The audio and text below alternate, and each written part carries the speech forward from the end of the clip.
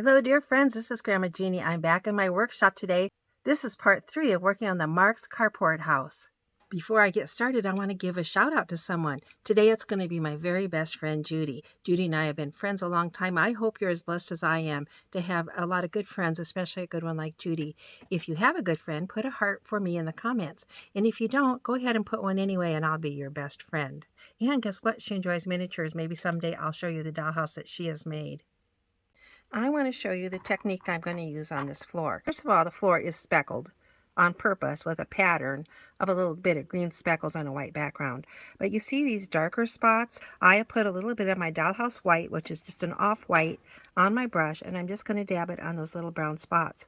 I often will follow that up with tapping it with my finger, which will blend that paint in to the background and cover those brown spots and not be noticeable.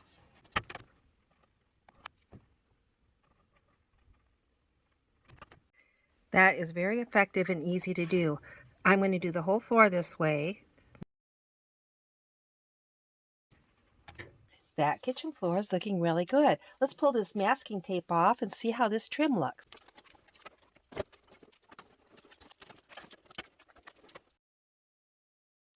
The next color I'm going to do is this orange, and see there's a few of those dark speckles, so I'll mix up some paint that matches that and just dot it on there on those little brown spots.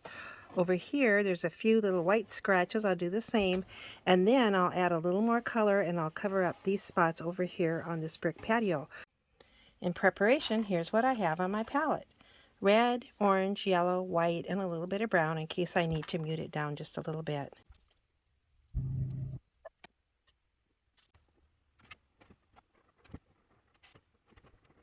Here's a couple of points about acrylic paint. First of all, it dries a little darker than it is when it's wet.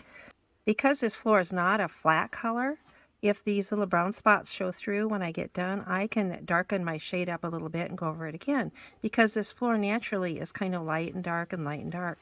So I'm going to finish this up using the very same technique.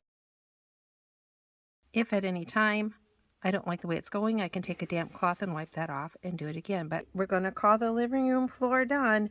I did go back in and darken that a bit, as well as I added a little bit of brown, followed my own advice, and remembered that a lot of times you need a little brown in these vintage dollhouses to match that vintage color. Look over here where those white scratches were.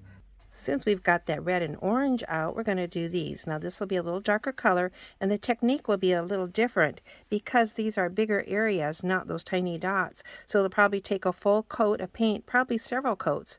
When I do several coats, the first couple of coats, I try to match the color, but if it's not perfect, that's okay, because my next, maybe third coat, I'll lighten or darken a little bit, and I call that my color correction coat.